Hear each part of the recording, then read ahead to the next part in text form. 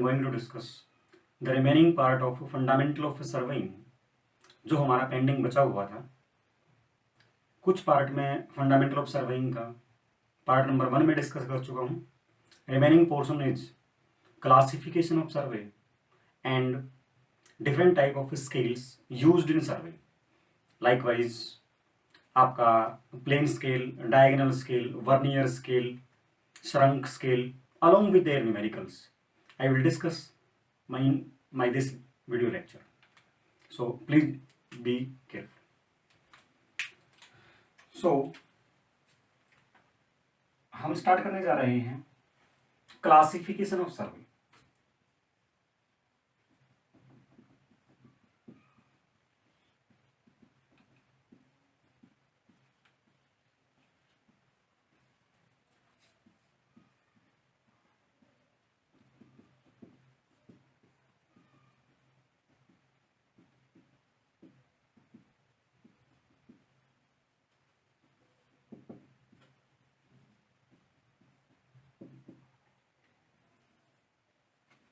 हमारा article start होता है classification of survey on the basis of purpose of resulting maps. Maps हमें क्या दिखाएंगे?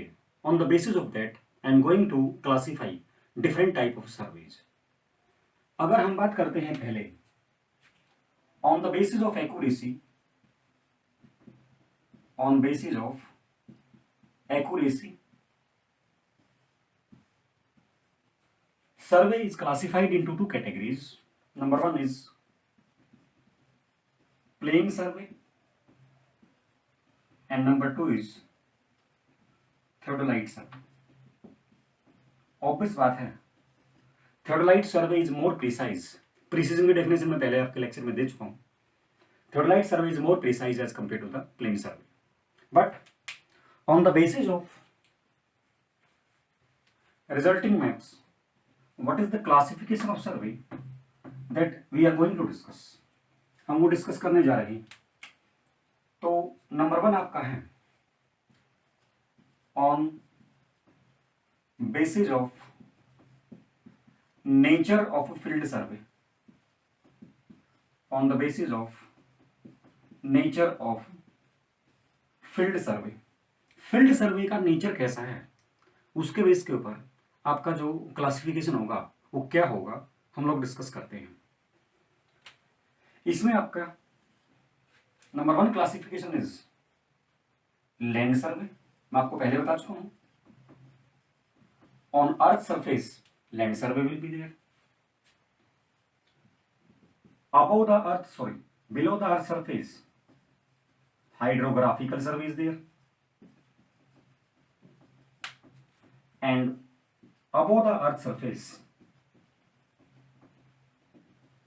astronomical survey is there. ये आपकी बेसिक क्लासिफिकेशन है। Land survey is divided into 3 categories. One is called as topographical survey. नाम suggest कर रहा है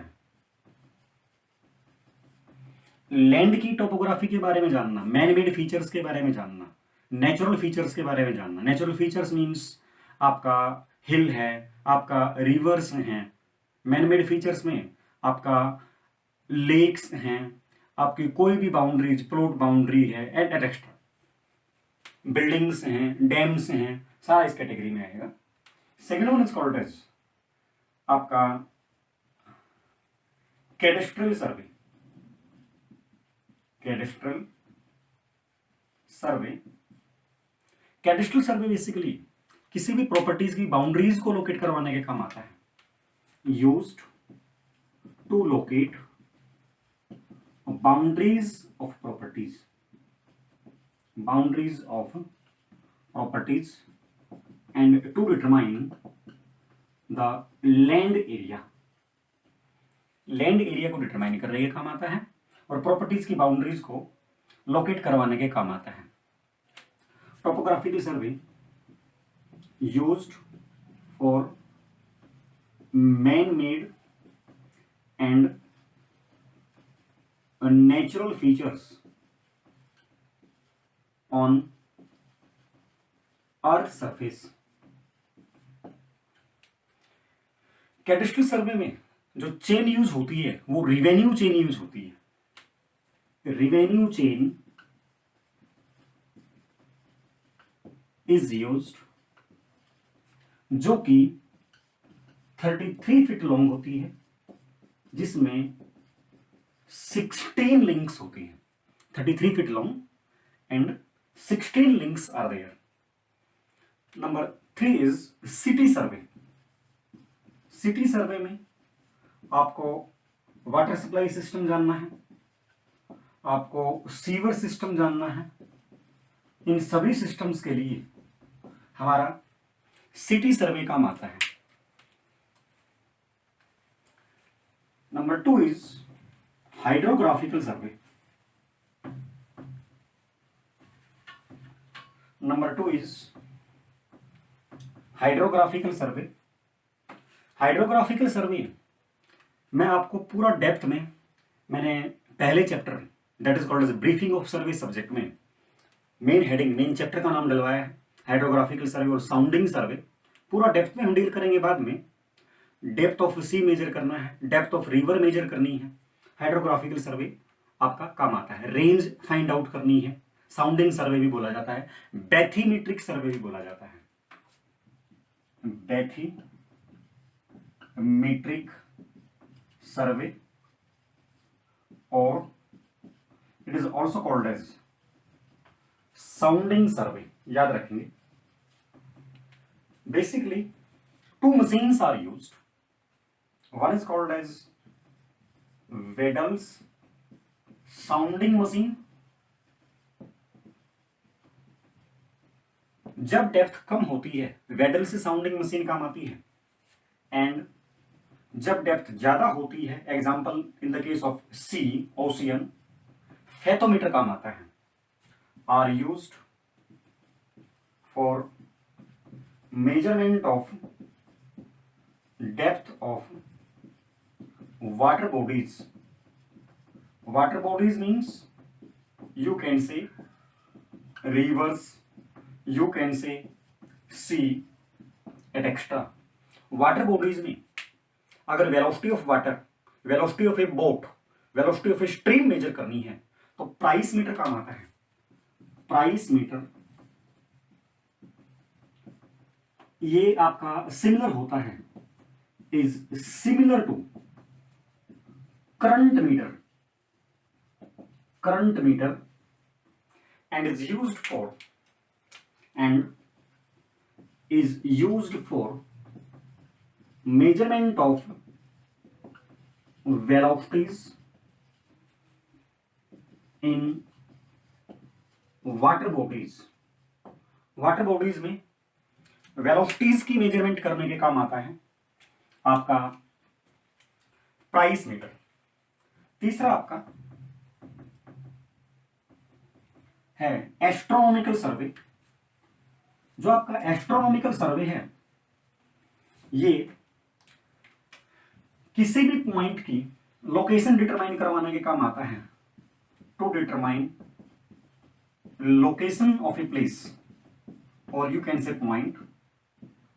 यहां पर जो स्टडी होती है वो स्टडी होती है सेलेस्टियल बॉडीज की, example sun, star, moon etcetera.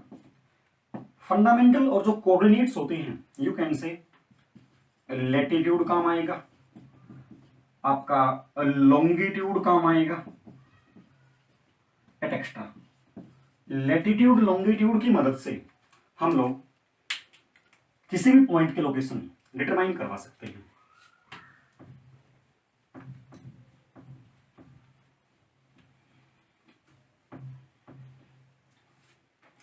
Second classification होती है जी, हमारा सर्वे करने का उद्देश्य क्या है, पर्पस क्या है, मेन ऑब्जेक्टिव क्या है, मेन एम क्या है।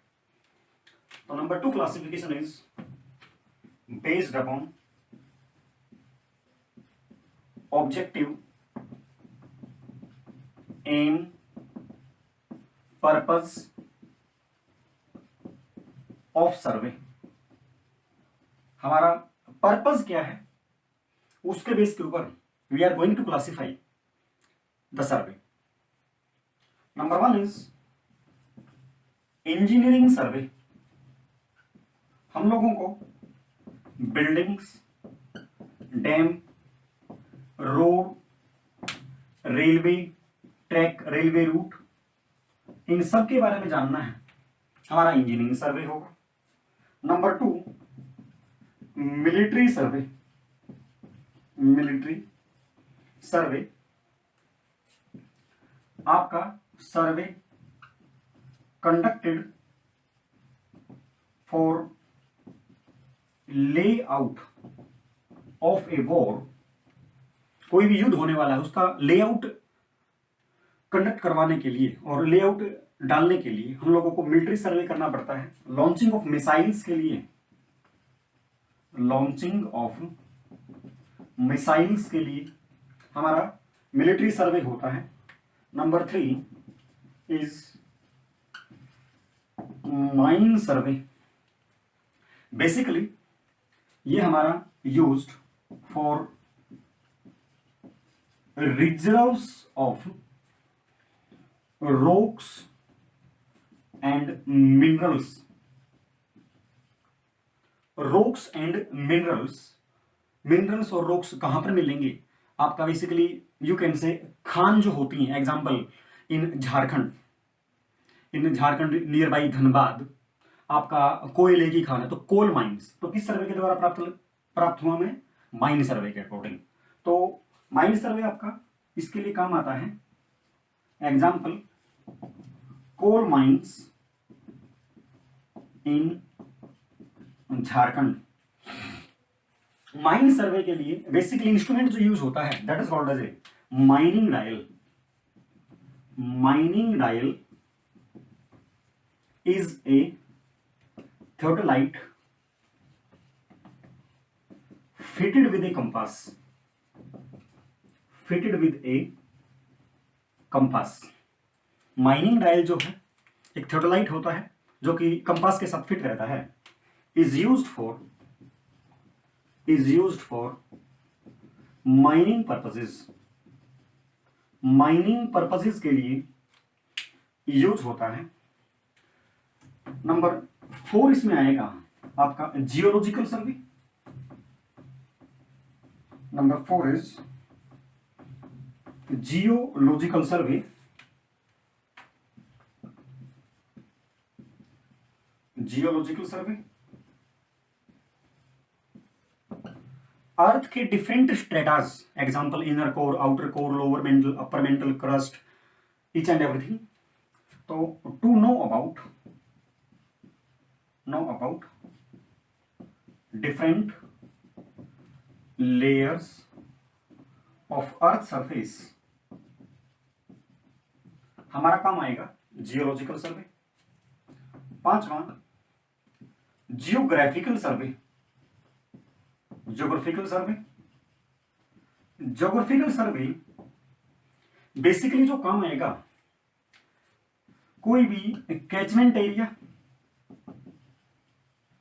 लोकेट करवाने के लिए, example construction of a dam, reservoir extra. 6th one is called as आपका आर्चियोलॉजिकल सर्वे। आर्चियोलॉजिकल सर्वे जिसको हम लोग बोल देते हैं पुरातत्व सर्वेक्षण। पुरातत्व सर्वेक्षण। Old structures, example Qutub Minar, example Taj Mahal, इनके बारे में जानना। To collect the information, to collect information about old structures, relic structures हमारा काम आता है archaeological survey. Example Taj Mahal et extra.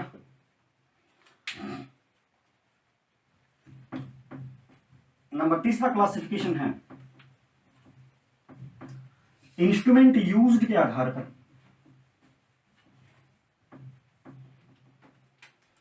एक बात याद रखिएगा, टोपोग्राफिकल मैप्स जो होते हैं टोपोग्राफिकल मैप्स ये सर्वे ऑफ इंडिया डिपार्टमेंट पब्लिश करता है, पब्लिश्ड बाय टोपोग्राफिकल और published by survey of India department. And जितने भी आर्कियोलॉजिकल स्ट्रक्चर्स हैं, सॉरी हाँ यस, जितने भी आर्कियोलॉजिकल स्ट्रक्चर्स हैं ये सारे archaeological survey of India department के अंडर में आते हैं। इसकी बहुत सारी सब ब्रांचेस हैं, आगरा में है, चंडीगढ़ में है, एक्सेट्रा। तो सारा कंट्रोल जहां पर भी आर्कियोलॉजिकल स्ट्रक्चर्स होंगे वहां पर इसकी ब्रांच मोस्टली मिलती है, archaeological survey of India department की। तीसरा क्लासिफिकेशन आपका है based upon the instrument used, based upon instrument used and method of survey used, method of survey used. Method of survey used आपका चेन सर्वे हो सकता है, आपका टेप सर्वे हो सकता है, चेन सर्वे में भी देर, टेप सर्वे में भी देर, थियोडोलाइट सर्वे में भी देर, कंपास सर्वे में भी देर, प्लेन टेबल सर्वे में भी देर, ट्रेवर्सिंग में भी देर, ईडीएम सर्वे में भी देर, इलेक्ट्रॉनिक डिस्टेंस मीटर और इलेक्ट्रॉनिक डिस्टेंस मेजरमेंट्स सर्वे, टोटल स्टेशन सर्वे में भी देर, टोटल स्टेशन सर्वे में भी देर, और आपका इसमें बनता है टेक्योमेट्रिक सर्वे में भी देर,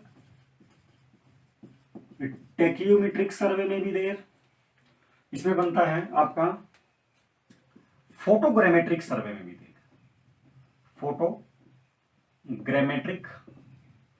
सर्वे में भी देर। हम लोगों को 1 बाय 1 ये सारा डिस्कशन करना है।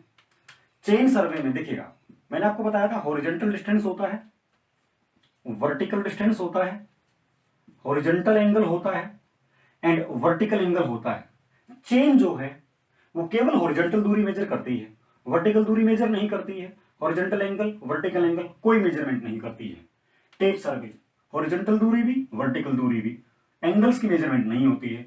थियोडोलाइट सर्वे डिस्टेंस डायरेक्ट मेजरमेंट नहीं करता है, एंगल्स दोनों मेजर करता है। कंपास सर्वे डिस्टेंस तो मेजर करता ही नहीं है, हॉरिजॉन्टल एंगल, हॉरिजॉन्टल एंगल जहां पर भी आ जाएगा वहां पर डायरेक्शन मेजरमेंट आती है।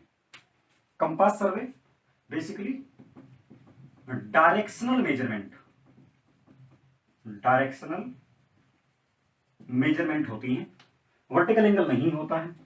सिमिलरली प्लेन टेबल सर्वे में आपके बहुत सारे मेथड्स आएंगे, आपका रेडिएशन है, रिसेक्शन है, रेडिएशन हो गया, रिसेक्शन हो गया,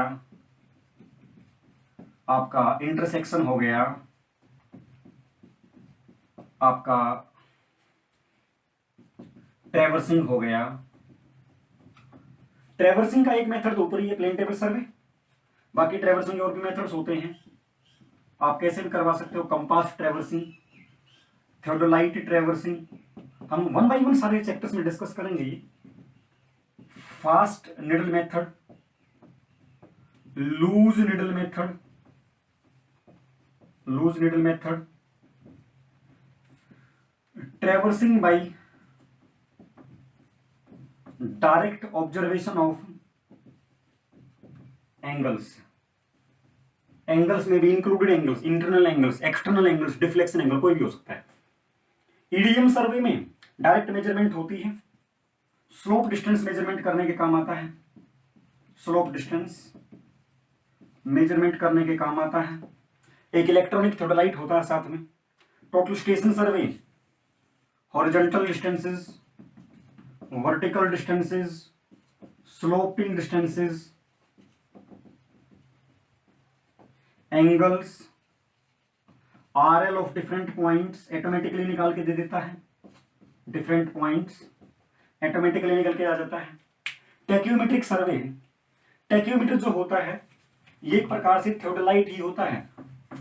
theodolite fitted with a stadia diaphragm, और स्टेडिया डायफ्रागम में आप कह सकते हैं कि स्टेडिया हेयर्स होते हैं। Other than vertical and horizontal cross hairs के इसमें 2 स्टेडिया हेयर्स भी होते हैं। तो जो आपका टेक्योमेट्रिक सर्वे है इसमें आप कह सकते हैं, टेक्योमेट्रिक सर्वे में कह सकते हैं with the help of A tacheometer, जो टेक्योमीटर होता है ये एक ट्रांजिट थियोडोलाइट ही होता है, transit theodolite fitted with Stadia diaphragm, Stadia diaphragm में हॉरिजॉन्टल वर्टिकल क्रॉस हेयर्स के अलावा, हॉरिजॉन्टल वर्टिकल क्रॉस हेयर्स के अलावा स्टेडिया हेयर्स भी होते हैं। ये दोनों hairs are stadia hairs, stadia hairs. जो ये मेटल रिंग होती है, जिस मेटल रिंग में कंप्लीट आपकी सारे hairs horizontal vertical cross hairs and Stadia hairs fitted रहते हैं, इस मेटल रिंग को रेटिक्यूल बोलते हैं। रेटिक्यूल याद रखिएगा। जो आपका फोटोग्रामेट्रिक सर्वे है, ये फोटोग्रामेट्रिक सर्वे आपका होता है with the help of photographs, photographs की हेल्प से बनता है और होता है, किया जाता है उन एरियाज के लिए काम आता है, used for areas which are not approachable. Approachable example कोई वैली है तो हम लोगों को जो सर्वे करना पड़ेगा वहां का कौन सा करना पड़ेगा, फोटोग्रामेट्रिक सर्वे। अप्रोचेबल और you can see which are not reachable. Photogrammetric survey में आपको फोटोग्रामेट्रिक सर्वे वाले चैप्टर में डेप्थ में डील करेंगे अपन। इसमें आपका होता है terrestrial photogrammetric survey, terrestrial photogrammetric survey, and second one is called as aerial photogrammetric survey. Aerial photogrammetric survey में जितने भी फोटोग्राफ्स लिए जाते हैं वो with the help of a drone camera, with the help of an aircraft, और उसमें camera fit रहता है। यहां पर आपका एग्जांपल किसी पेड़ के ऊपर कोई भी कैमरा आपका सेट करवा दिया तो camera is fitted at some specified height from the ground surface. Camera is fitted in an aircraft, in an air drone, जहां पर आपका वो एक फ्लाइट लाइन बनाता रहता है। इसमें एक क्वेश्चन आया आपका ऑप्टिमल फ्लाइट प्लानिंग। अगर एरियल फोटोग्रामेट्री में आपको ऑप्टिमल फ्लाइट प्लानिंग चाहिए, मतलब फ्लाइट प्लानिंग आपकी बिल्कुल एडजस्टेबल हो, ऑप्टिमल हो, तो वहां पर आपको side overlap and longitudinal overlap दोनों लेने पड़ेंगे। Both are required, both are required. Aerial photography में, इन एरियल फोटोग्राफी फोटोग्राफ्स जो हैं, photographs are taken at proper interval, proper interval to provide. अभी समझाता हूं। ये प्रॉपर इंटरवल पे लिए जाते हैं, मतलब एक फोटोग्राफ यहां पर ले लिया, दूसरा फोटोग्राफ यहां पर ले लिया, तीसरा फोटोग्राफ आगे ले लिया, तो इन सबके बीच में प्रॉपर इंटरवल तो इस प्रकार से एडजस्ट होना चाहिए to provide at least 60% longitudinal overlap and 30% side overlap. हमारा क्वेश्चन जनरेट होता है लॉन्गिट्यूडनल ओवरलैप क्या है और साइड ओवरलैप क्या है, डिस्कस करते हैं।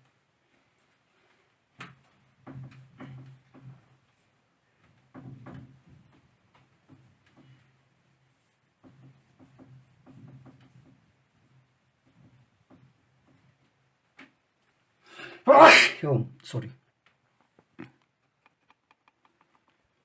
हाँ जी, तो आपका लेट अस सपोज दैट ये कोई फोटोग्राफ है, इसके आगे कोई दूसरा फोटोग्राफ लिया जाएगा। ये फ्लाइट लाइन मैं 2D डायग्राम में दिखा रहा हूं।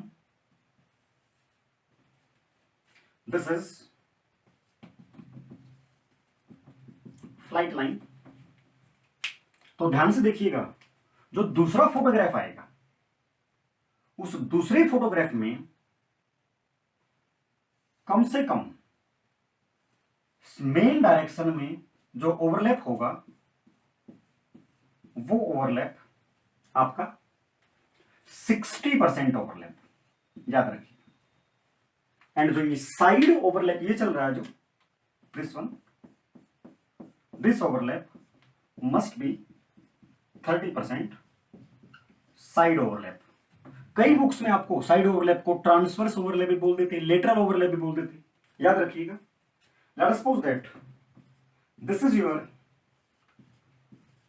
Global coordinate system, GCS, global coordinate system. जिस डायरेक्शन में अपन मूव करते हैं उस डायरेक्शन को हम लोग लॉन्गिट्यूडनल डायरेक्शन बोलते हैं। लॉन्गिट्यूडनल डायरेक्शन को हम लोग स्केलर डायरेक्शन भी बोल देते हैं। एंड जो दो म्यूचुअली परपेंडिकुलर डायरेक्शंस होंगी, एक आपका वाई और एक आपका जो जेड, जो लॉन्गिट्यूडनल डायरेक्शन के म्यूचुअली परपेंडिकुलर डायरेक्शन होंगी, उन डायरेक्शंस को हम लोग ट्रांसवर्स डायरेक्शन भी बोल देते हैं, ट्रांसवर्स डायरेक्शन भी बोल देते हैं, लेटरल डायरेक्शन भी बोल देते हैं, परपेंडिकुलर डायरेक्शन भी बोल देते हैं, नॉर्मल डायरेक्शन भी बोल देते हैं, साइड डायरेक्शन भी बोल देते हैं, एंड वेक्टर डायरेक्शन भी बोल देते हैं। तो कंफ्यूज नहीं होना है, transverse, lateral, side, perpendicular, normal, vector सभी एक डायरेक्शन के नाम हैं, याद रखिएगा। हाँ जी, आपका नेक्स्ट आर्टिकल आता है that is called as different type of scales to be used for survey. Survey में यूज होने वाले डिफरेंट प्रकार के और डिफरेंट टाइप्स के scales. Scales used in survey. देखिएगा, जितना भी एरिया हम सर्वे करते हैं, एरिया तो बहुत वास्ट होता है, ड्राइंग शीट के ऊपर तो उसको प्लॉट करना बहुत मुश्किल हो जाएगा। इसीलिए ग्राउंड डिस्टेंस को ड्राइंग के ऊपर कुछ स्केल के द्वारा प्लॉट किया जाता है। तो स्केल जो है ये एक फिक्स्ड रेशो होता है, फिक्स्ड रेशो होता है, fixed ratio of map distance to the corresponding ground distance, corresponding ground distance। तो इस रेशो को हम लोग बोलते हैं representative fraction, representative fraction. Example, अगर आपको कोई ये बोले, अगर स्केल इज 1 सेंटीमीटर बराबर है 20 मीटर, मीन्स 1 सेंटीमीटर किसका है? आपका मैप डिस्टेंस है, आपका प्लान डिस्टेंस है, और 20 मीटर किसका है? ग्राउंड डिस्टेंस, ग्राउंड डिस्टेंस है। तो इस पर्टिकुलर केस में रिप्रेजेंटेटिव फ्रैक्शन RF यूनिटलेस होता है जी, याद रखेंगे। Representative fraction will be 1 centimetre divided by 20 metre, और 1 मीटर में 100 सेंटीमीटर, ऊपर भी सेंटीमीटर में नीचे भी सेंटीमीटर, तो रिप्रेजेंटेटिव फ्रैक्शन विल बी 1/2000। तो ये स्केल आपका इंजीनियर्स स्केल होता है, इंजीनियर्स स्केल। दूसरा आपका होता है जी ग्राफिकल स्केल। ग्राफिकल स्केल कुछ भी नहीं है, ये इसी स्केल की रिप्रेजेंटेशन ग्राफ में करने के लिए, इंजीनियर स्केल को रिप्रेजेंट ग्राफ में करने के लिए ग्राफिकल स्केल काम आता है। Line drawn on sheet which represents corresponding ground distance according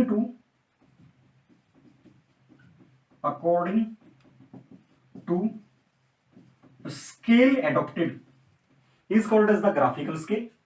जो आपका ग्राफिकल स्केल है ये श्रृंखंड एरिया को रिप्रेजेंट करने के काम भी आता है, ग्राफिकल स्केल। तीसरा आपका होता है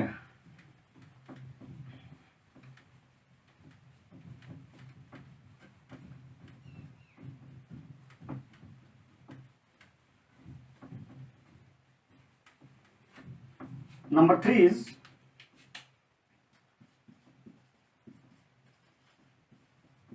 कंपैरेटिव फ्रैक्शन। एक था रिप्रेजेंटेटिव फ्रैक्शन, अब है कंपैरेटिव फ्रैक्शन। बेसिकली जिसमें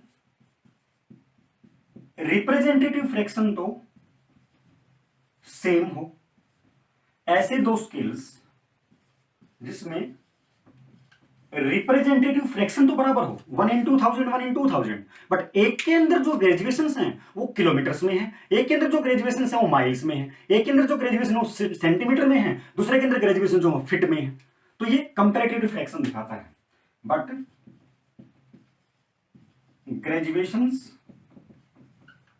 graduations are in different units, वो आपका हो जाएगा कंपैरेटिव फ्रैक्शन। याद रखेंगे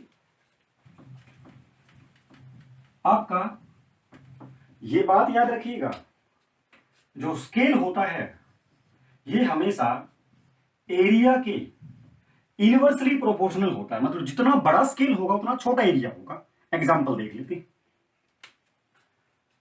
एग्जांपल इज 1 सेंटीमीटर बराबर है 10 मीटर और 1 सेंटीमीटर बराबर है 2 किलोमीटर। देख लेते हैं। स्केल का मतलब जब भी मैं बात करूंगा मैं रिप्रेजेंटेटिव फ्रैक्शन की बात करूंगा। यहां पर जो RF है वो है 1 in 10 और 1 मीटर में 100 सेंटीमीटर। यहां पर RF जो है वो आपका है 1 डिवाइड बाई 2 किलोमीटर और 1 किलोमीटर में 1000 मीटर और 1 मीटर में 100 सेंटीमीटर। तो देखिएगा ये छोटा है, RF स्मॉल है, एरिया 1 सेंटीमीटर 2 किलोमीटर को दिखाई दे रहा है, एरिया जो है वो लार्ज है। RF जो है ये लार्ज है बट 1 सेंटीमीटर केवल 10 मीटर की लाइन को दिखाई दे रहा है, तो आपका ये स्मॉल है। मींस मैं कंक्लूड कर सकता हूं कि जब RF लार्ज होगा उस टाइम पर एरिया छोटा होगा और छोटे एरिया में जो ड्राइंग बनेगी उस ड्राइंग को क्या बोलेंगे? प्लान बोलेंगे। एग्जांपल, किसी बिल्डिंग का प्लान बनाना है, सच एंड सच थिंग्स। अगर आपका RF स्मॉल होगा तो अगर RF आपका स्मॉल होगा उस टाइम पर एरिया लार्ज होगा, लार्ज एरिया में तो मैप बनता है, प्लान तो नहीं बनेगा। तो इट रिप्रेजेंट से मैप। तो मैप डिस्टेंस हो सकता है, प्लान डिस्टेंस हो सकता है, वो डिपेंड करेगा आपका RF जो है वो बड़ा है या छोटा है। ये बात याद रखिएगा। हम लोग बात करते हैं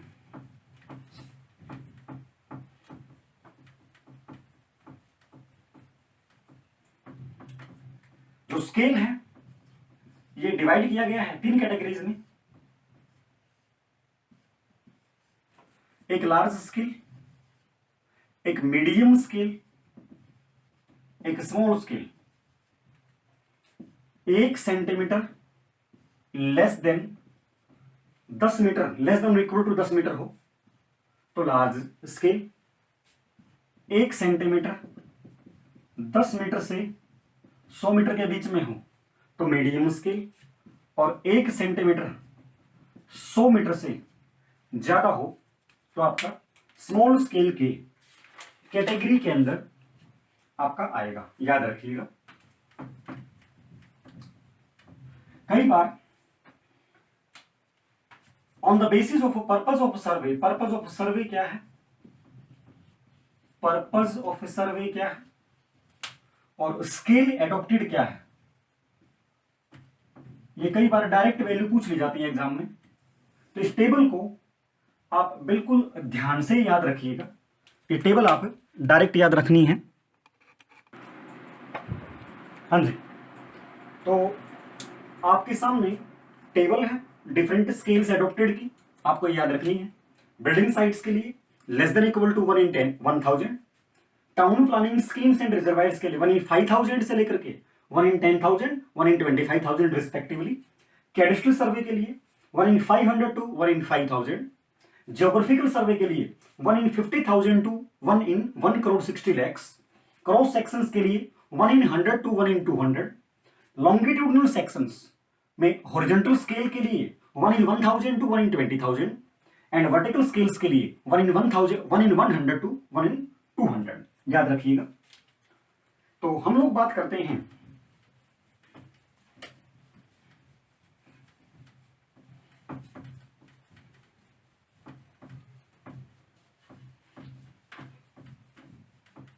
different type of scales to be used in survey. अगर मैं different types of scales, scale की हम लोग अगर टाइप्स की बात करते हैं तो पहला आपका होता है जी प्लेन स्केल, दूसरा आपका है डायगोनल स्केल, तीसरा आपका है स्केल ऑफ कॉर्ड्स, चौथा आपका है, fourth one is vernier scale. Vernier scale में we will discuss 5 types of vernier scale. One is direct vernier scale, one is indirect vernier scale, और you can say retrograde vernier scale. Number 3 is extended vernier scale. Number 4 is आपका double folded vernier scale, double folded vernier scale. Number 5 is vernier to circular scales, vernier to circular scales. ये तीनों प्रकार के verniers double verniers की category में आते हैं, double verniers की कैटेगरी में आते हैं। वर्नियर टू सर्कुलर स्केल को हम लोग डबल डायरेक्ट वर्नियर भी बोल देते हैं या डबल ग्रेजुएटेड वर्नियर भी बोल देते हैं। पांचवा स्केल हम लोग डिस्कस करेंगे micrometer, microscope, and sixth one is आपका श्रंक स्केल। ये हम लोगों को इस चैप्टर का लास्ट आर्टिकल जो बचा हुआ है ये डिस्कस करना है।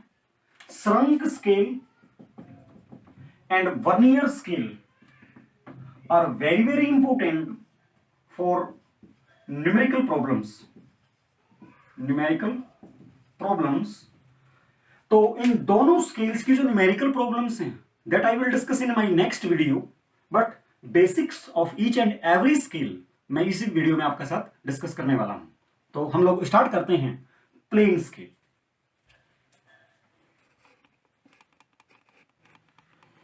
हाँ जी, तो जो प्लेन स्केल आपका है ये प्लेन स्केल के ऊपर 2 डायमेंशंस की मेजरमेंट पॉसिबल होती है, 2 डायमेंशंस की मेजरमेंट पॉसिबल होती है।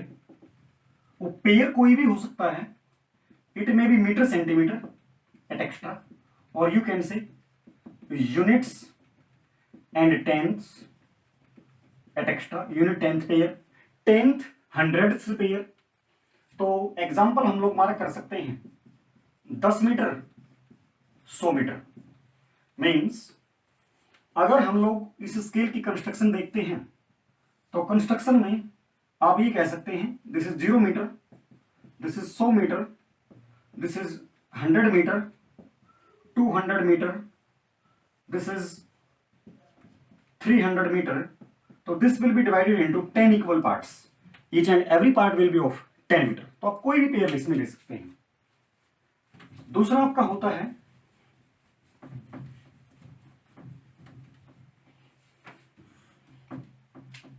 Number 2 is diagonal scale. Diagonal scale के ऊपर 3 डायमेंशंस पॉसिबल होते हैं, 3 डायमेंशंस की मेजरमेंट पॉसिबल होती हैं। यू कैन से या तो वो तीनों यूनिट्स अलग अलग हो सकती हैं या तो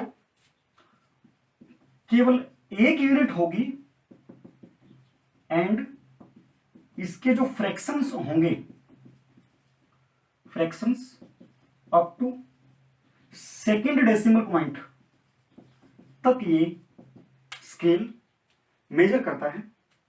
ये स्केल लेंथ को, शॉर्ट लेंथ को नंबर ऑफ डिविजन्स में डिवाइड कर देता है। ये scale principle of similar triangles के ऊपर आधारित रहता है, बेस्ड रहता है, based upon principle of similar triangles. जो आपका तीसरा होता है that is vernier scale. Number 3 is vernier scale. Vernier scale जो है it was given by mister Pierre Vernier in 1602. Vernier scale always used with primary scale. Primary scale की category में 3 scales आते हैं, plane scale, diagonal scale and scale of chord. हमेशा primary scale के साथ use होगा। Means you can say small divisions of main scales used आता है, used for measurement of small division of main scale. छोटा auxiliary scale होता है, auxiliary scale होता है। जब वर्नियर स्केल की हमें लीस्ट काउंट पढ़नी होगी, least count also called as fineness of reading, fineness of reading use होगा, तो उस टाइम पर is equal to difference of smallest division of main scale. मैं मेन स्केल के स्मॉलेस्ट डिवीजन को एस बोलूंगा and smallest division of vernier scale. मैं vernier scale के स्मॉलेस्ट डिवीजन को मैं V बोलूंगा एंड इसका उल्टा भी हो सकता है and vice versa, because least count हमेशा पॉजिटिव रहती है। तो याद रखेंगे least count will be equal to S minus V और V माइनस S। अभी हमें नहीं पता है कौन करना है, थोड़ी देर के बाद डिस्कस करेंगे। इनमें से जो भी हमारा पॉजिटिव रीडिंग देगा that will be the least count और fineness of reading in the case of the vernier scales. याद रखेंगे वर्नियर स्केल्स की टाइप्स अभी हमें डिस्कस करनी है। 5 टाइप्स मैं बता चुका हूं आपको, पांचों की 5 टाइप्स इसी वीडियो में डिस्कस करेंगे अपन।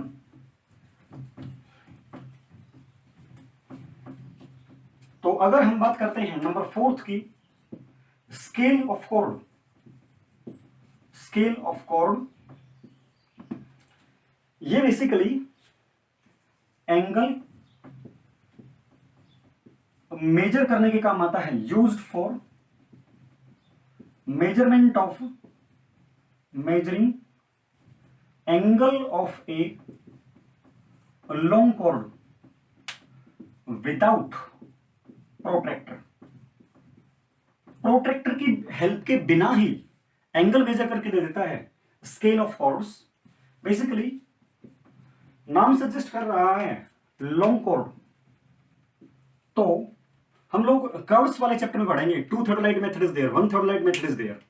तो वो मेथड्स जब लॉन्ग कॉर्ड के एंगल को सेट करके किसी भी कर्व को सेट आउट करवाते हैं तो वहां पर हमारा स्केल ऑफ कॉर्ड ही काम आता है। तो ये एंगल मेजर करता है, एंगल, और used for measurement of angle, angle subtended bye arc of a circle at centre of arc. Arc के सेंटर पर जितना भी एंगल बनाया जाएगा उसको ये मेजर करता है। तो हमारा देखिएगा नंबर 1 है 3.1, that is called as direct vernier. याद रखिएगा n-1 divisions of main scale will be equal to n divisions of vernier scale. Let us suppose that this is your main scale. Main scale की 0 यहां पर है, main scale का 1 यहां पर है, मेन स्केल का 2 यहां पर, अप टू सो ऑन इस प्रकार से बढ़ रहा है। एंड इसमें आपके जो डिविजन्स हैं वो इस प्रकार से हैं। Late us suppose that this is S। तो अगर ये n-1 है, एग्जाम्पल मेन स्केल में 10 डिविजन्स हैं, तो वर्नियर में कितने डिविजन्स होंगे? 11 डिविजन्स होंगे। तो सेम लेंथ, ये वर्नियर का 0 है, ये वर्नियर की फाइनल रीडिंग है। Vernier scale and main scale दोनों एक डायरेक्शन में इंक्रीज होते हैं, बढ़ते हैं। Main scale and vernier scale both moves in same direction। याद रखिएगा। तो n की वैल्यू 11 होगी तो ऊपर वाला जो डिवीजन होगा वो नीचे वाले डिवीजन से छोटा होगा, ये बात याद रखिएगा। तो यहां पर v की वैल्यू s की वैल्यू से छोटी है, तो लीस्ट काउंट विल बी, हमेशा पॉजिटिव रीडिंग बनाने के लिए मुझे बड़े में से छोटा घटाना पड़ेगा, तो s माइनस वी होगा। इस इक्वेशन से मैं एक बार v की वैल्यू निकाल लेता हूं, आइए निकालते हैं। यहां से मैंने v की वैल्यू निकाली तो v will be n-1s divided by n। सही है। तो यहां पर मैं s minus ns plus s divided by n, Sn minus Sn plus s divided by n cancelled out, तो it will gives me s by n। तो least count अगर आपको निकालनी है तो will be equal to s by n। दूसरा आपका होता है जी इनडायरेक्ट वर्नियर और retrograde vernier. Number 2, indirect vernier और रेट्रोग्रेड वर्नियर कंस्ट्रक्शन प्रोसीजर बिल्कुल बराबर होता है। हमें थोड़ा सा चेंजेस इसमें करने हैं। n+1 divisions of main scale are divided into n divisions of the vernier scale. Main scale and vernier scale both moves in, और you can say moves in opposite direction with respect to each other। एक दूसरे से opposite direction में move करते हैं। तो इसका conclusion अभी नहीं किया है, करते हैं। अगर हमारा for example n+1 is equal to 10 तो n विल बी 9। तो ऑब्वियस बात है वर्नियर के 9 डिविजन्स मेन स्केल के 10 डिविजन्स के बराबर होंगे, तो same length is divided into V divisions and main scale के डिविजन्स में same length is divided into S divisions, तो वी की वैल्यू एस की वैल्यू से बड़ी होगी। तो लीस्ट काउंट हमेशा हमें पॉजिटिव देखना है, तो पॉजिटिव देखना है तो पॉजिटिव के लिए तो बड़े में से छोटा घटाना पड़ेगा, means I have to subtract from v to s, least count will be v minus s। यहां से रिलेशन निकाल लीजिए, यहां से मैंने रिलेशन निकाला तो it will be v is equal to n plus 1 s divided by n, v is equal to n s plus s minus s divided by n, n s plus s minus s n divide by n will be equal to s by n। तो least count हमेशा आपका बराबर रहेगा, याद रखिएगा। हाँ जी, number 3 is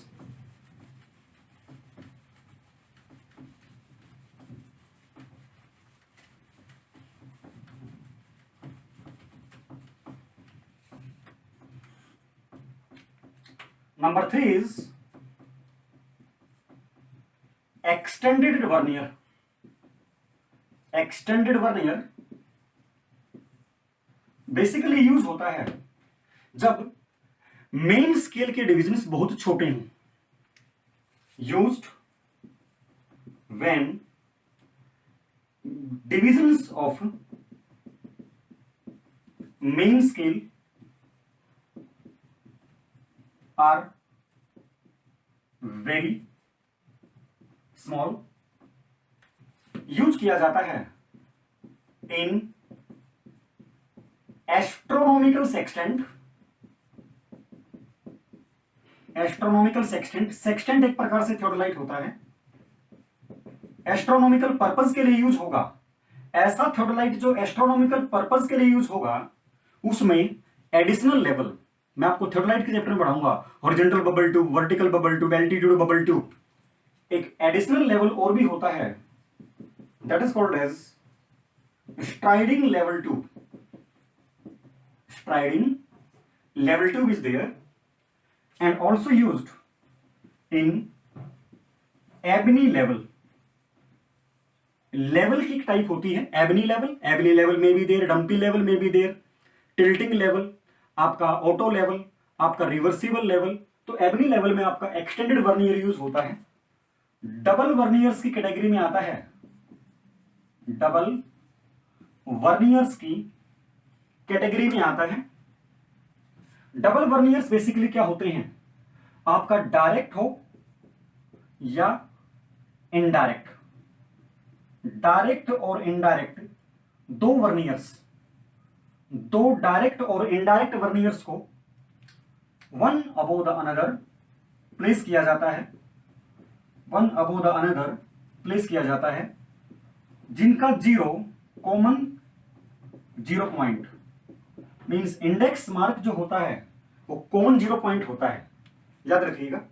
striding level two, extended vernier की आपका जो एक्सटेंडेड वर्नियर की जो स्पेसिफिकेशंस होती हैं, specifications of extended vernier is 119 divisions of main scale are divided into 60 divisions of vernier scale. तो यहां से अगर मैं कंक्लूजन निकालता हूं, एक मेन डिवीजन का एक स्केल और मेन स्केल का एक डिवीजन 10 डिग्री का होता है, याद रखिएगा। तो it will be equal to, अगर मैंने ये एन वी पुट किया तो इसको मैं ऐसा लिख सकता हूं 2n minus 1 into S is equal to N V. तो जो इसमें लीस्ट काउंट होती है, लीस्ट काउंट निकालने के लिए अगर हम बात करते हैं,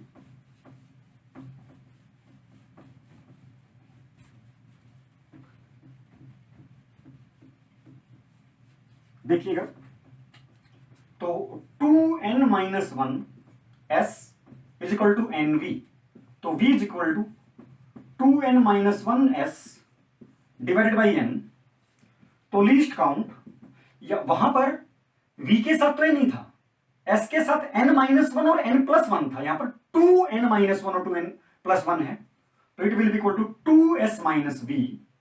तो v की वैल्यू पुट कर दीजिए, 2s minus 2n minus 1s divided by n, LCM ले दीजिए, n इधर मल्टीप्लाई कर दिया, तो it will be equal to 2ns minus 2ns plus s divided by n, least count will be same. Least count extended vernier वाले fitted वाले telescope में जो निकल के आती है that is 10 second of an arc. एक एग्जाम में ये ऐसे भी मिलेगा आपको 10/60 minutes of an arc which will equal to 1/6 minutes, और 1 मिनट का छठवां हिस्सा 1/6 हिस्सा आपका 10 सेकेंड्स ऑफ आर्क के बराबर होता है। तो लीनियर स्केल्स के लिए लीस्ट काउंट निकल के आती है 10 second of an arc, and angular scales के लिए लीस्ट काउंट निकल के आती है आपका एंगुलर स्केल्स के लिए लीस्ट काउंट निकल के आती है 10 मिनट ऑफ एन आर्क। दोनों याद रखेंगे, ऑब्जेक्टिव्स के लिए वेरी वेरी इंपॉर्टेंट। हाँ जी, नेक्स्ट आपका होता है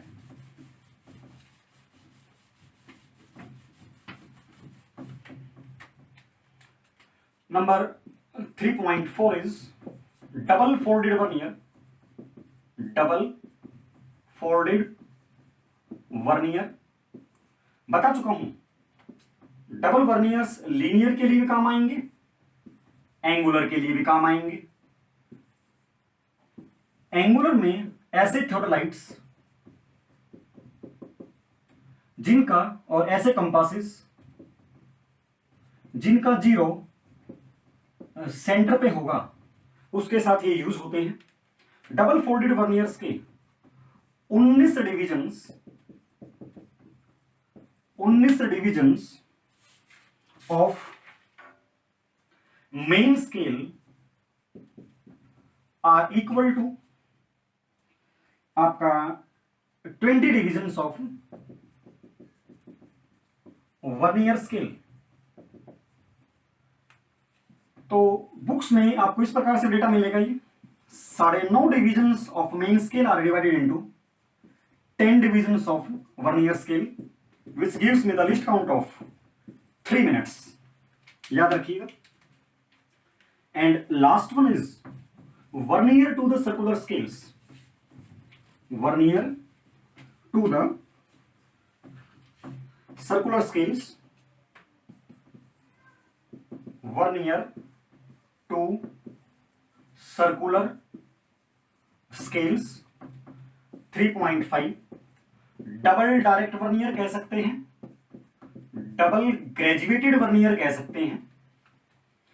बेसिकली इनकी जो रीडिंग्स हैं वो इंक्रीज होती हैं, increases in same direction as that of main scale direction. Main scale direction में बढ़ती हैं, उसी डायरेक्शन में इनकी रीडिंग्स इंक्रीज होंगी। नाम सजेस्ट करा सर्कुलर स्केल्स। एग्जाम्पल थियोडोलाइट्स में यूज हो सकता है, एग्जाम्पल सेक्सटेंट्स में यूज हो सकता है, एग्जाम्पल सीलोन घाट ट्रेसर में यूज हो सकता है, एग्जाम्पल आपका इंडियन पैटर्न क्लिनोमीटर में यूज हो सकता है। सीलोन जो घाट ट्रेसर होता है, घाट ट्रेसर ये to set out contour gradient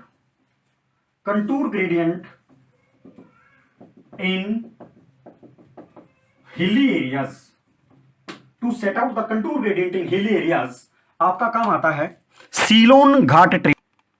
हाँ जी, सीलोन घाट ट्रेसर आपका कंटूर ग्रेडियंट सेटअप करवाने के काम आता है। इनको मेन बात, इनको डबल डायरेक्ट वर्नियर क्यों बोला गया, डबल ग्रेजुएटेड वर्नियर क्यों बोला गया? Because these are available in market in 2 categories, graduated to 30 degree जिसमें 30 डिग्री के ग्रेजुएशन होंगे, वहां पर आपकी जो लीस्ट काउंट ऑब्टेन होती है that will be equal to 1 minute. याद रखिएगा। And second one is called as graduated to 20 minutes, वहां पर लीस्ट काउंट अवेलेबल होती है 30 सेकेंड्स। तो ये बात आपको याद रखनी है।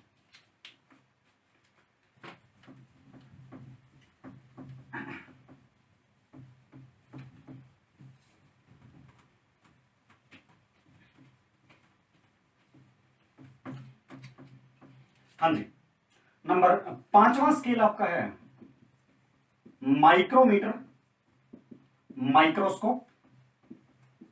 माइक्रोमीटर माइक्रोस्कोप एक वेरी प्रिसाइज इंस्ट्रूमेंट होता है। प्रिसाइज इंस्ट्रूमेंट, मैंने आपको बताया था degree of precision high requirement होगी जियोडेटिक सर्वे में। तो ये यूज होता है in geodetic theodolites. Geodetic theodolites example geodimeter 510। Geodimeter 510 is an EDM instrument which uses light waves as its carrier waves। जहां पर भी माइक्रोमीटर लगा रहता है उसकी जो लीस्ट काउंट आती है that is 1 second of an arc, which is a very precise reading is there. याद रखिएगा।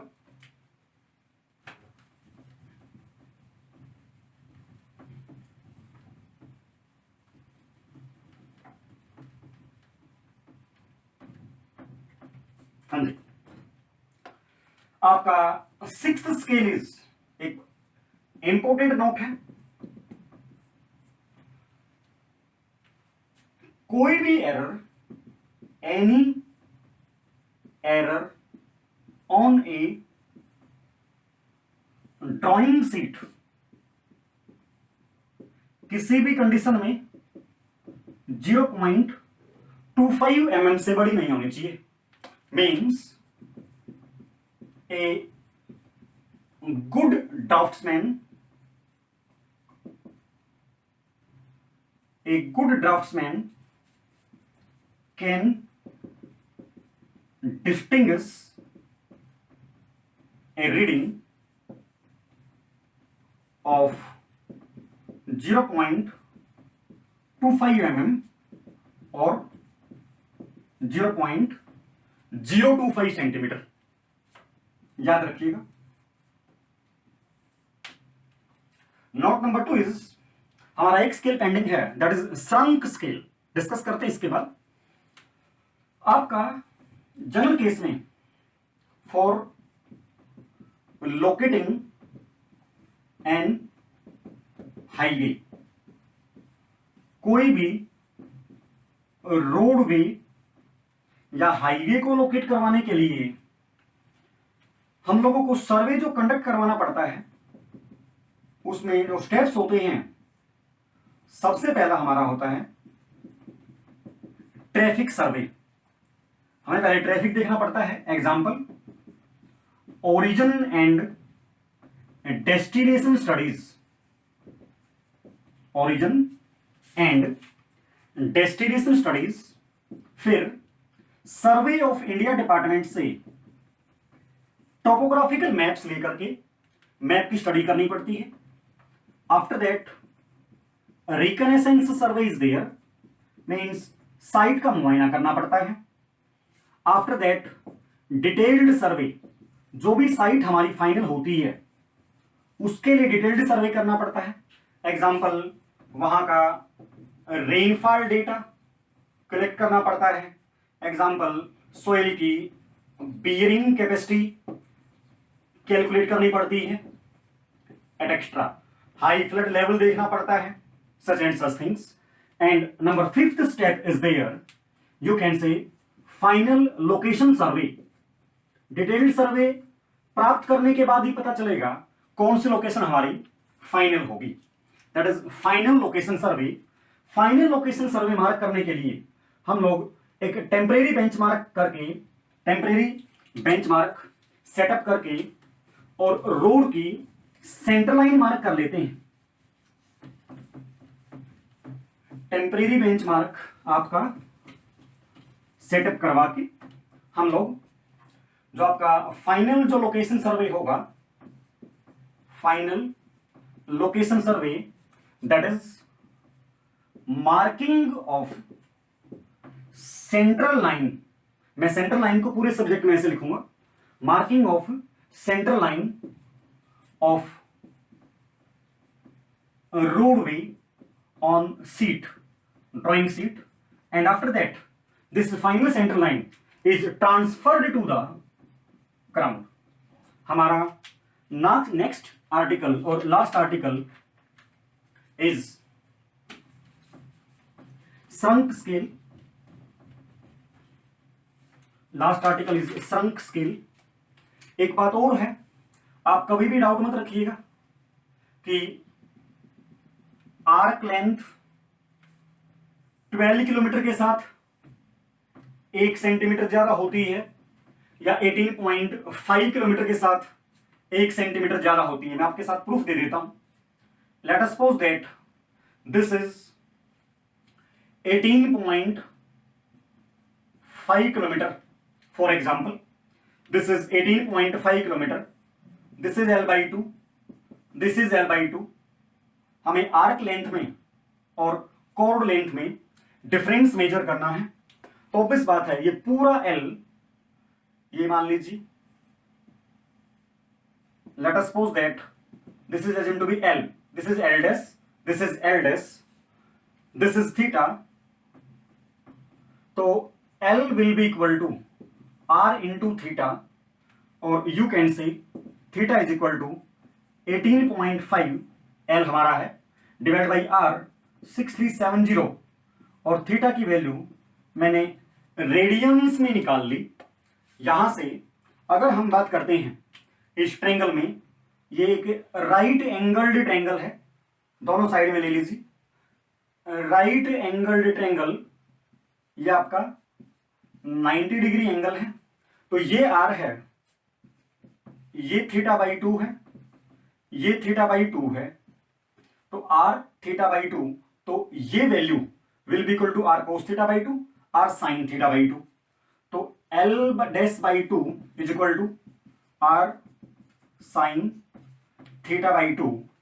तो L' is equal to 2 into 6370 sine, theta की वैल्यू यहां से पुट कर दीजिए, 18.5 divided by 6370 theta divided by 2, θ/2 1/2, value will be equal to, actually ये data जो आपका एप्लीकेबल होता है 18.2 के लिए वेल एप्लीकेबल होता है, तो 18.2 अप्लाई कर दीजिए, 18.2, तो this one is equal to 18.19999।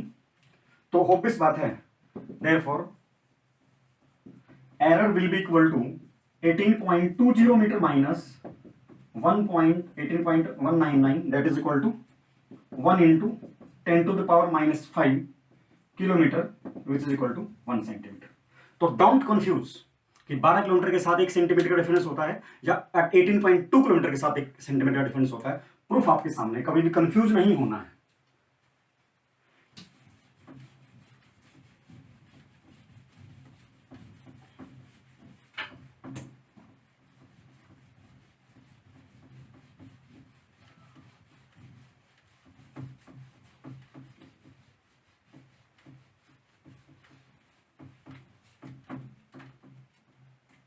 एक बात और है, आपका जो नोट नंबर 4 है, हमने स्केल देखा,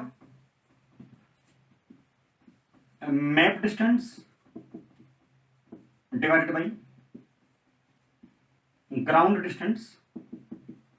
अगर आप एरिया की टर्म्स में बात करते हैं तो this will be equal to map area divided by ground area. तो आपको अगर एरिया की टर्म्स में स्केल निकालना है और एरिया की वैल्यू को यूज करके स्केल निकालना है, तो आप इस रिलेशन को यूज कर सकते हैं। Very very important relation is there.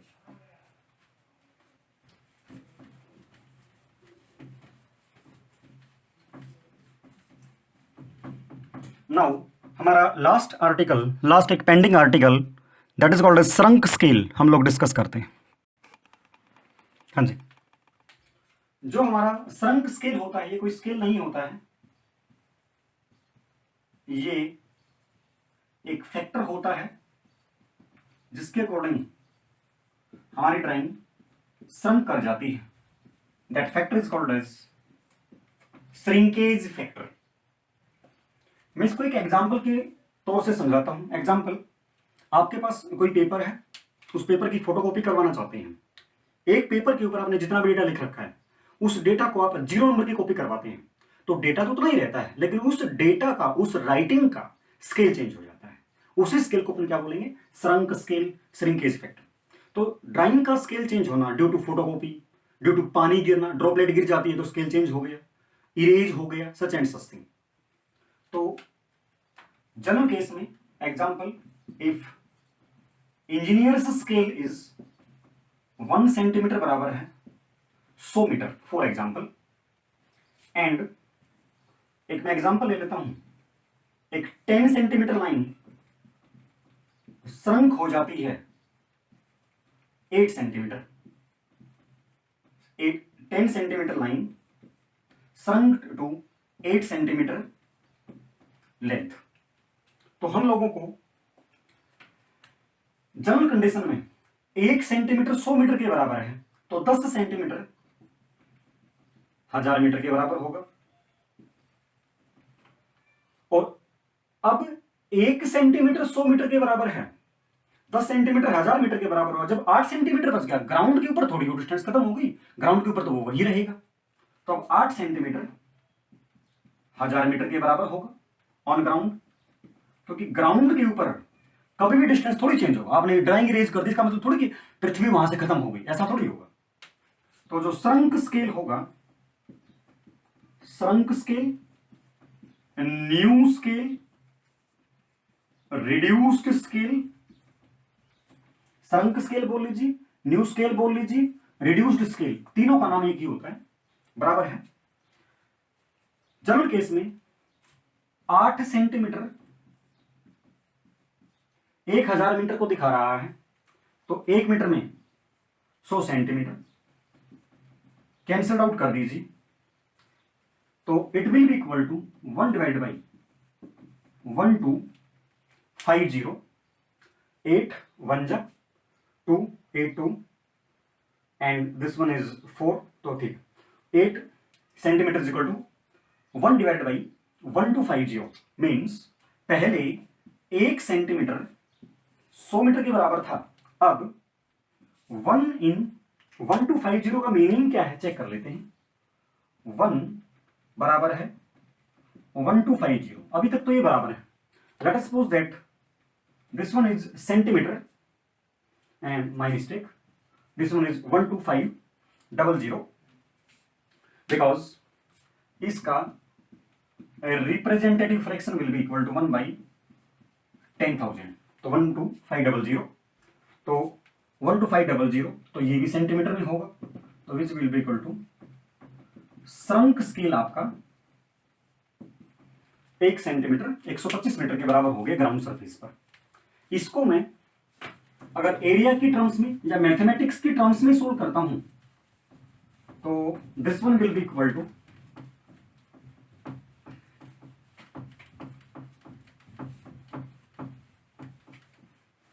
in the terms of mathematics, one factor is called as shrinkage factor. The shrinkage factor will be equal to shrunk length divided by original length. Shrunk length divided by original length.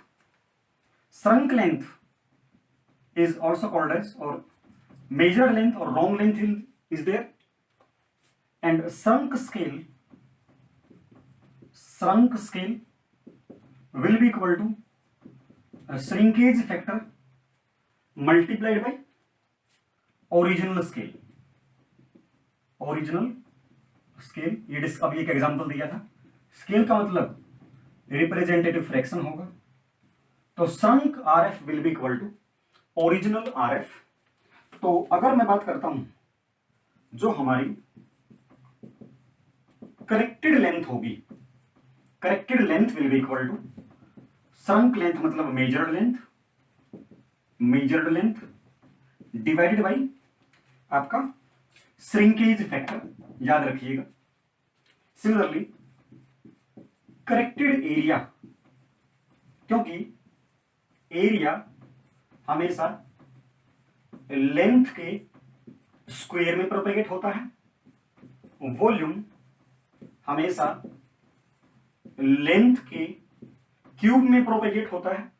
तो corrected area will be equal to measured area divided by shrinkage factor का square.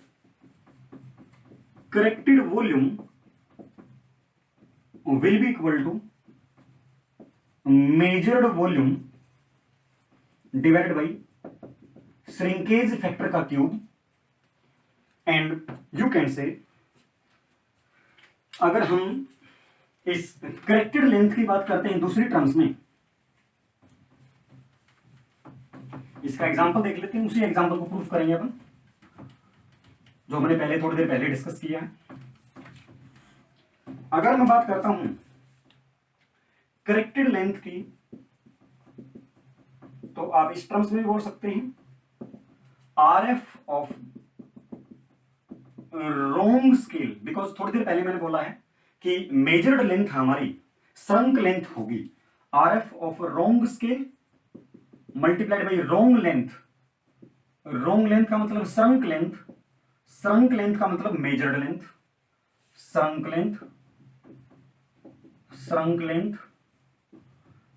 और रोंग length आप कुछ भी बोल सकते हैं, तो इक्वेट करवा दीजिए। Corrected length will be equal to, यहां पर मैं RF ऑफ करेक्ट स्केल कर देता हूं, दोनों को इक्वेट करवा दीजिए, काम चल जाएगा। तो let us suppose that correct length is L, measured length is L dash.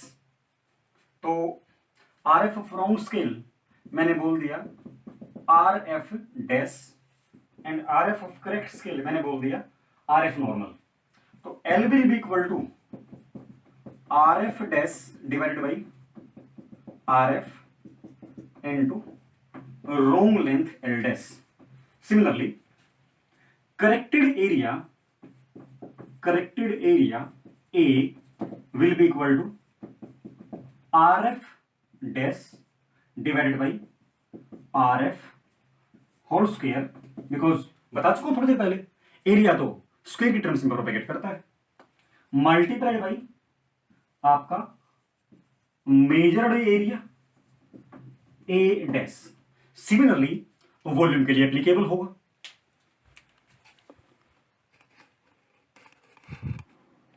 हाँ जी, उस एग्जाम्पल को हम लोग इस पर्टिकुलर मेथड से सोल्व करते हैं, आंसर बराबर आएगा, इसका मतलब हमारा ये मेथड सेम अप्लाई हो सकता है। पहले वाली नॉर्मल कैलकुलेशन क्या था, उस न्यूमेरिकल में हमारा 1 सेंटीमीटर 100 मीटर के बराबर था और 10 सेंटीमीटर की लाइन श्रंक हुई थी 8 सेंटीमीटर पर। हमारा जो आंसर आया था श्रंक स्केल, न्यू स्केल और रिड्यूस्ड स्केल का जो हमारा answer was 1 divided by 12500। Check करते हैं हमारा आंसर आएगा कि नहीं आएगा इस मेथड से। हाँ जी, तो यहां पर shrinkage factor will be shrunk length divided by original length gives me 0.8। तो श्रंक स्केल और ओरिजिनल श्रंक स्केल या न्यू स्केल या रिड्यूस्ड स्केल, यहां से मैं ओरिजिनल RF निकाल लेता हूं। Original representative fraction will be 1 divided by 100 metre और 1 मीटर में 100 सेंटीमीटर, तो it will be equal to 1 in 10,000। तो shrinkage factor multiplied by 1 in 10,000 gives me 1 in 12500, जो कि हमारे दोनों आंसर बराबर हैं। तो मीन्स हम अपने मेथड को अप्लाई कर सकते हैं इस मैथमेटिकल वर्जन पे भी। इसका मीनिंग क्या हुआ, एक बराबर है 12,500, ये सेंटीमीटर तो ये भी सेंटीमीटर, तो मीटर में कन्वर्ट कर लीजिए। तो new scale, new engineers scale will be new scale, ये सारे स्केल्स आपके इंजीनियर्स स्केल होंगे, याद रखिएगा। दो छोटी छोटी बातें और हैं, फिर ओनली हमारे इस फंडामेंटल ऑफ सर्वेइंग के न्यूमेरिकल्स पेंडिंग रह जाएंगे। हम लोग न्यूमेरिकल्स को नेक्स्ट वीडियो में डिस्कस करेंगे। हाँ जी, जो आपका प्लेन स्केल है, plain scale confirms to IS code number 1491। जो आपका वर्नियर है, उस वर्नियर का जो 0 होता है वो सेंटर में मार्क होता है, इसको हम लोग इंडेक्स मार्क बोलते हैं। So my dear friends, fundamental of surveying का only pending portion is only numericals of shrunk scale and numericals of vernier scale are pending, which will be discussed in my next video lecture. Thank you.